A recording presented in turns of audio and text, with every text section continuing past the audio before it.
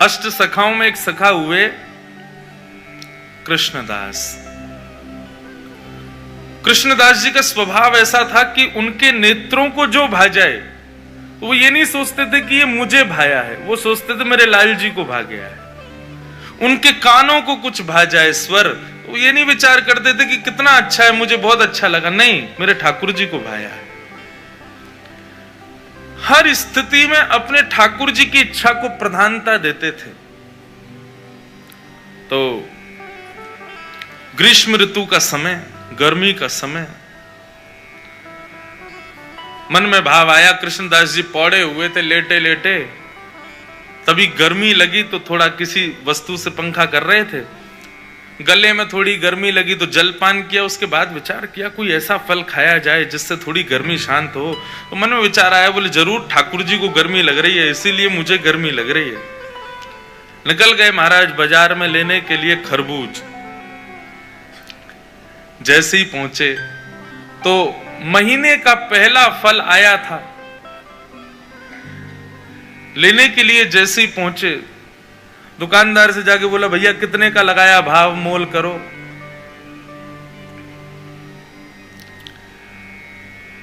दुकानदार ने जो भी भाव था उसका 1 रुपया 2 रुपया बताया, बोले इतने का है, लो। यहां कृष्णदास जी खरीदने लगे, इतने में ही राजा के सैनिक आ गए। सैनिकों ने आकर कहा, बोले नहीं, महीने का पहला फल है, पहले राजा की सेवा में जाएगा, बाद में किसी मंदिर मठ में जाएगा। कृष्णदास जी बोले यहां तो हमारे लाल जी की नाक कट जाएगी अगर ये फल राजा के यहां गया तो। महीने का पहला फल है, ठाकुर जी की सेवा में जाना चाहिए। अब इनको प्रवचन क्या सुनाऊं मैं? ये राजा के यहां रहने वाले लोग, इनमें बुद्धि विवेक तो होता नहीं है, केवल तनख्वाह के लिए राजा की जय जयकार करते हैं। हमारे यहां तनख्वाह थोड़ी देते हैं ठाकुर जी, हम तो फिर भी जय जयकार करते हैं। ये राजा के लोग, इसको क्या समझाऊं मैं? कृष्णदास जी उनको समझाते तो बात बिगड़ जाती। कृष्णदास जी ने बोला भैया देखो, पहले हम आए तो हमको देना चाहिए। दुकानदार बोला पहले आप आए हो, लेकिन अगर इनको नहीं दिया तो ये दंड दे सकते हैं मुझे, राजा के लोग हैं, मैं तो इन्हीं को दूंगा। कृष्णदास जी बोले अगर हम तुमको दुगना रुपया दें तो, 1-2 रुपए की चीज की अगर हम 5 रुपए दें तो भी नहीं दोगे? तो उसका मन थोड़ा लोभ में आ गया। उसने कहा भैया देखो, आप भले ही राजा के यहाँ से, लेकिन राजा सबका भला चाहता है ना, अगर इनकी वजह से मेरे घर की रोटी बढ़िया आ जाए तो फिर मैं इन्हीं को दे देता हूं, ये 4 रुपया दे रहे हैं। राजा के सैनिकों ने कहा हम पे कोई कमी है क्या, हम 10 रुपया देंगे, लाओ अब हमको दो। 10 रुपया बोला तो कृष्णदास जी बोले हम 15 रुपया देंगे। अच्छा एक और बात बताऊं, जेब में लाए 2 ही रुपया थे कृष्णदास जी लेकिन भक्ति में विचार नहीं करना होता ना, यही तो हम सिखा रहे हैं आपको। लाए 2 ही रुपया थे, लेकिन बातें देखो। सैनिक बोले भाई राजा की नाक कटेगी, सुनो 20 रुपया देंगे, फल हमको दो। कृष्णदास जी बोले 25 देंगे, बिना विचार किए हमको दो। करते करते करते महाराज मोल पहुंच गया 90 रुपए पे। कृष्णदास जी सीधे बोले हम 100 रुपया देंगे, अब तो हमको देना ही पड़ेगा। फल वाला सोच रहा है ये जल्दी ले में, और मैं यहां से जाऊं, मेरी तो छुट्टी, अब तो 1-8 साल अगर दुकान नहीं भी लगाऊंगा तो चलेगा, 100 रुपया मिल रहे हैं, उस समय बहुत होते थे। जब 100 रुपए पर अंक पहुंच गया कृष्णदास जी का, सैनिकों ने बोला कि भाई देखो, हम भले ही मोल भाव तो लगा रहे हैं, अपने राजा की नाक बचाने के लिए रुपया बढ़ाते तो चले गए, लेकिन अगर राजा ने पूछा कि फल कितने का आया और हमने कहा 100 रुपए का, तो राजा तलवार निकाल के सर धर से अलग कर देगा। बोले राज संपत्ति को तुम कुछ सोच ही नहीं रहे हो कि 100 रुपए का फल लाए हो। अंत में राजा के सैनिकों ने हाथ खड़े किए, बोले इन्हीं को दे दो, हमको नहीं चाहिए। दुकानदार बोला लाओ 100 रुपया। कृष्णदास जी बोले देख भाई, तू मोल निकाल के, तू ये फल निकाल के रख दे, बस हम लेके आ रहे हैं, चाहे कैसे भी लाएं लेके आएंगे, लेकिन इसको रख दे। तुरंत गए, ना जाने क्या क्या वस्तुएं सब लगा करके बेच करके 100 रुपए का फल लेकर के गए। ले जाकर के जैसे ही रसोई घर में पधराया। अच्छा हमारे यहां वृंदावन में बंधुओं आज भी एक नियम है, बहुत सावधानी से सुनना। ठाकुर जी के 12-1 बजे मंदिर बंद हो जाते हैं। हम लोगों को ऐसी विचारधारा है कि ठाकुर जी शयन कर रहे हैं, लेकिन नहीं। ये वृंदावन में दोपहर में मंदिर बंद होने का रहस्य शयन करना। ठाकुर जी शयन में नहीं जाते, हमारी आपकी तरह नहीं रोटी खा के पड़ गए। ठाकुर जी गौचारण के लिए जाते हैं उस समय। तो कभी भी आज के बाद वृंदावन में ये हो कि भाई 12 बज गए 1 बजे, तो किसी से ये नहीं कहना ठाकुर जी शयन कर गए। कई लोगों को मैंने देखा 1 बजे मंदिर पर, अब तो बिहारी जी के शयन हो गए। नहीं, शयन रात्रि में होता है। दोपहर में तो ठाकुर जी वनचारण के लिए जाते हैं, वन में गए, गौचारण करने गए। और उसका प्रत्यक्ष प्रमाण यह है कि जब ठाकुर जी का उत्थापन होता है 4 बजे के आसपास मंदिर खुलते हैं, तब ठाकुर जी का फलों का भोग लगाया जाता है। क्यों? इस भाव से कि ठाकुर जी वन में हैं और भिलनियां भोग लगा रही हैं। वन में कोई पके हुए पदार्थ तो मिलेंगे नहीं, तो इसलिए फल का भोग लगाते हैं। तो आज के बाद कभी भी दोपहर में ठाकुर जी का जब मंदिर बंद हो, तो उस समय भाव क्या है कि ठाकुर जी इस समय वनचारण में, यमुना के तट पर घूमने गए, भांडीर वन गए, गैया चरावे नंद बाबा की। इसीलिए कई जगह आपने देखा, देखो सेवा के भी बड़े भाव हैं। श्रीनाथ जी की सेवा, हम छोटे ठाकुर जी की सेवा करते हैं श्रीनाथ जी की।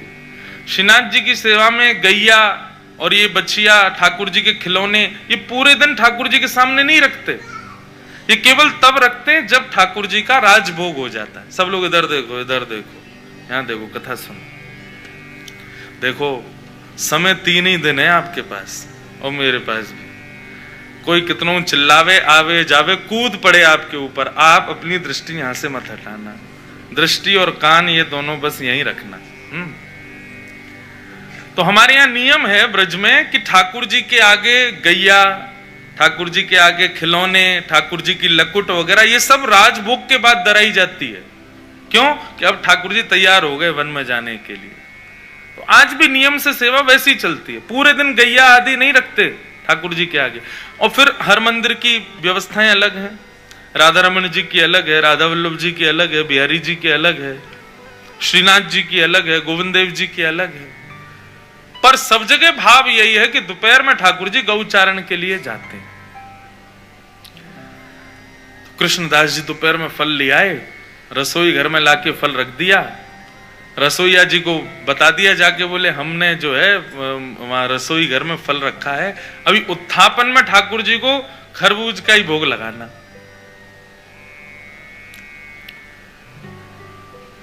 कृष्णदास जी बड़े प्रसन्न थे कि भैया महीने का पहला फल ठाकुर जी की सेवा में आएगा, ठाकुर जी पाएंगे, आनंदित हो जाएंगे। रसोईया स्नान ध्यान करके जैसे ही रसोई घर में गए, पूरी रसोई खोज ली, लेकिन महाराज फल नहीं मिला, कोई ले गया उसको वहां से। बाहर आके कृष्णदास जी से कहा, बोले कि कृष्णदास जी अंदर तो फल है ही नहीं। बोले अरे मैंने वहीं रखा है। बोले मैंने देख लिया, कहीं भी नहीं है, सब जगह खोज लिया महाराज, फल तो कहीं चला गया, उसको कोई और ले गया। कृष्णदास जी बड़े व्याकुल हो गए। बोले एक तो मैं अपने लाला की नाक बचावे के काजे राजा के सिपाहियन से लड़ झगड़ के लायो, 2 रुपया के फल को 100 रुपया को लेके आयो, कितनी वस्तु बेच के आ गए हो। इस बात का दुख नहीं कि इतना महंगा लाया, इस बात का दुख नहीं कि इतना लड़के लाया, इस बात का दुख कि ठाकुर जी उसको पा ना पाए, कोई और ले गया। बड़े दुखित बैठे थे मंदिर के अंदर। उत्थापन का समय अन्य फलों का भोग ठाकुर जी को लगा दिया, लेकिन कृष्णदास जी का मन बड़ा विचलित। पुजारी जी आए, बोले कोई बात नहीं, अब हमने अन्य फलों का भोग लगा दिया है, अब फिर कभी कृष्णदास जी, अब कृष्णदास जी किस किस को बताएं। अच्छा एक और बात बंधुओं, जो बात बात पे ये बताए ना, मैं तो ये करके लाया था, मैं तो इतनी मेहनत से लाया था, समझो उसको इस बात से चिंता नहीं कि ठाकुर जी ने धारण नहीं की, उसको इस बात की चिंता कि मैंने मेहनत की थी।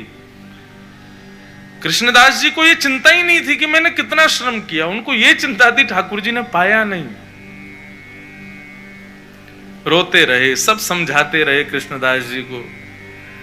उत्थापन का भोग जब अनवसर हुआ और पुजारी जी ने बाहर आकर के जैसे ही कपाट खोलने की घोषणा की, सब दर्शनार्थी खड़े हो गए। कृष्णदास जी के भी नेत्र लाल पड़े थे। जैसे ही कपाट खुले तो क्या पाया ठाकुर जी के उर्द बाहु के ऊपर वही फल रखा जाता जो कृष्णदास जी लेकर के आए थे। रसोईया लाता उससे पहले ठाकुर जी रसोई घर में जाके ले आए उस फल को और अपनी भुजा में ला करके धारण कर लिया। जैसे ये दृश्य कृष्णदास जी ने देखा, मूर्छित हो गए, भाव में प्रवेश कर गए और ठाकुर जी के बार बार बलैया लेने लगे। जय हो नाथ, साचो प्रियतम आप ही हो, बिन गोपाल को नहीं अपनो, जासों कीरत रहिए। सूरदास जी कहते हैं संसार के प्रेमी लोग कितना भी प्रेम का आप उनके सामने बखान कर दो, कितना भी अपना प्रेम उनके सामने उजागर कर दो, कभी ना कभी उसका त्याग कर देंगे। लेकिन ठाकुर जी आपके प्रेम को हृदय से लगा करके रखते हैं। इसलिए मैं कथाओं में कहा करता हूं, ठाकुर जी को 56 भोग प्रिय नहीं, ठाकुर जी को इत्र प्रिय नहीं, ठाकुर जी को चंदन प्रिय नहीं, ठाकुर जी को दुनिया भर की पोशाक प्रिय नहीं, सोने चांदी हीरे जवाहरात प्रिय नहीं, अपने प्रेमी भक्त का भाव प्रिय है। उसका भाव कैसा, उसका भोग ठाकुर जी लगाते हैं। 56 भोग है, इससे ठाकुर जी को कोई अभिप्राय नहीं। इसलिए भैया भक्ति का पहला सूत्र अपना लीजिए कि भक्ति विचार का विषय नहीं है, विचार नहीं करना है। आप विचार मत करो, बस जो करना भाव मन में आ गया बस कर दो, ठाकुर जी सब संभाल लेंगे। ये विचार उत्पन्न होना और फिर स्वयं को उसके ना योग्य मान करके उस क्रिया को ना करना, ये ठाकुर जी की परीक्षा है। पहले तो आपके हृदय में ऐसा विचार उत्पन्न करा देंगे कि ऐसा ऐसा मुझे उत्सव करना है ठाकुर जी का, और फिर बाद में आप सोचो अरे हम पर धन तो है ही नहीं, हम तो कर ही नहीं पाएंगे। आप जैसे ही उस भाव से पीछे हटे, ठाकुर जी आपको परीक्षा में फेल कर देंगे। फेल क्यों? विचार कर रहा है। रैदास जी का चरित्र सुना है? जब ठाकुर जी उनकी सेवा में आए ना, तो रैदास जी अपने ठाकुर जी को, रैदास जी का स्वभाव था कि वो तीर्थों में ही घूमते रहते थे, लेकिन जब से ठाकुर जी सेवा में आए तब से उनका तीर्थ छूट गया। क्यों? ठाकुर जी को समय पे भोग नहीं लग पाता, ठाकुर जी को यथा उचित स्थान पे बैठा नहीं पाते, क्या करें, तीर्थ जा ही नहीं पा रहे थे। तो रैदास जी ने ऐसा बना लिया, अपनी कुटिया में ही अलग अलग तीर्थों के नामों से पर्चियां लगा दी और रोज ठाकुर जी का श्रृंगार करके कहते, कहो लाल जी कहां चलोगे? अच्छा तो आज रामेश्वरम जाना है। ठाकुर जी की चौकी उठाते, नेत्रबंद करते, ओहो देखो कितना सुंदर समुद्र बह रहा है, देखो ठाकुर जी रामेश्वर नाथ भगवान का अभिषेक चल रहा है, लोग ओम नमः शिवाय का उच्चारण कर रहे हैं, और ठाकुर जी की चौकी 2-4 बार ऐसे घुमा के रामेश्वरम जहां लिखा होता है तो वहीं बैठा, पहुंच गए रामेश्वरम, जय हो, बोलो भगवान शिव की जय हो। रामेश्वरम पहुंच गए ठाकुर जी, और फिर नेत्र बंद करके अपने ठाकुर जी को ही बताते, देखो ठाकुर जी अब हम धनुष कोड़ी पे घूम रहे हैं, अब देखो रामेश्वर भगवान के स्फटिक शिला के दर्शन कर रहे हैं, रामेश्वरम में कितने सारे कुएं हैं, हम उनमें स्नान कर रहे हैं, बैठे अपने गांव में हैं, अपनी कुटिया में हैं, लेकिन ठाकुर जी के प्रति भाव क्या रख रहे हैं कि हम रामेश्वरम में। रैदास जी की इस भक्ति का यह स्वरूप हुआ कि जेठ के महीने में अति गर्मी के अंदर यदि रैदास जी अपने ठाकुर जी को तैयार करके चलो ठाकुर जी बद्रीनाथ चल रहे हैं, तो जैसे ही ठाकुर जी की चौकी बद्रीनाथ में रखी जाती ना, उनके गांव में जेठ के महीने में बर्फ गिरने लग जाती थी। गांव के लोग जेठ के महीना में 100 लोड के घूमते, कोई पूछता कहां गए हो, बोले जरूर रैदास के ठाकुर जी आज बद्रीनाथ गए होंगे, यही मारे बर्फ गिर रही है।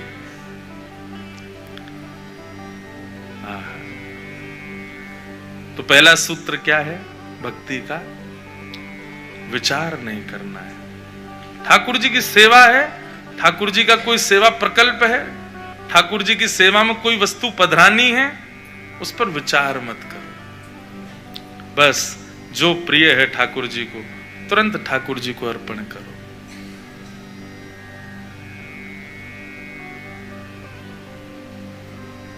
आज्ञा गुरुणाम अविचारणीया। सूरदास जी गाते हैं, भरोसो दृढ़ इन चरणन केरो भरोसो, दृढ़ इन चरणन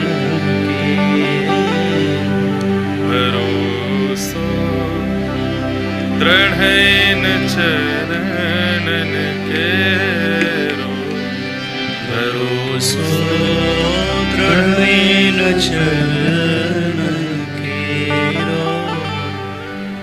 श्री वल्लभ नख चंद्र छटा बिन, श्री वल्लभ नख चंद्र छटा बिन, श्री वल्लभ नख चंद्र छटा बिन, श्री वल्लभ नख चंद्र छटा बिन, सब जग माही अंधेरो,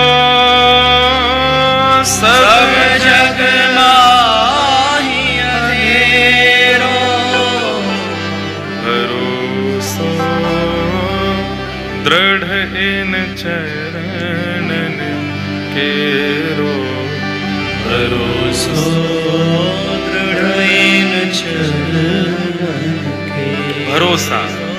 बंधुओं, लोग दीक्षा ले लेते हैं गुरुदेव से, पर दिशा नहीं ले पाते।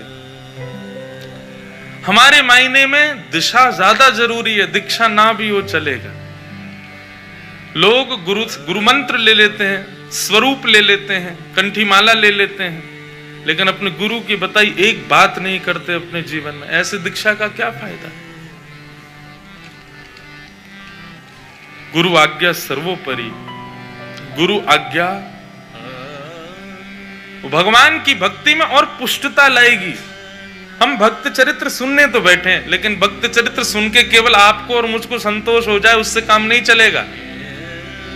वो भक्त चरित्र सुन के हमारे जीवन में भी वैसी भक्ति के कुछ प्रभाव प्रकाश पड़े, ये चाहते हैं।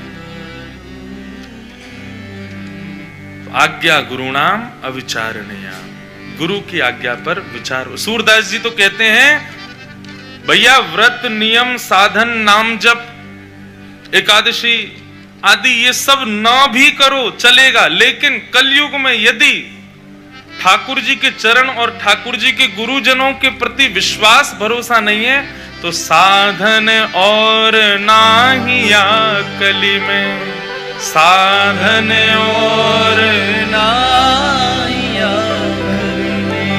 साधन और नाहिया कली में, साधन और नाहिया कली में, जासो होत निवेरो,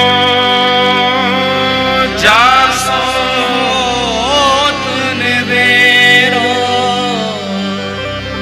गुरु आज्ञा को सर्वोपरि नहीं मान रहे हैं, लेकिन दुनिया भर के साधन कर रहे हैं, तो आपके सारे साधन व्यर्थ हो जाएंगे यदि गुरु आज्ञा नहीं मानी तो।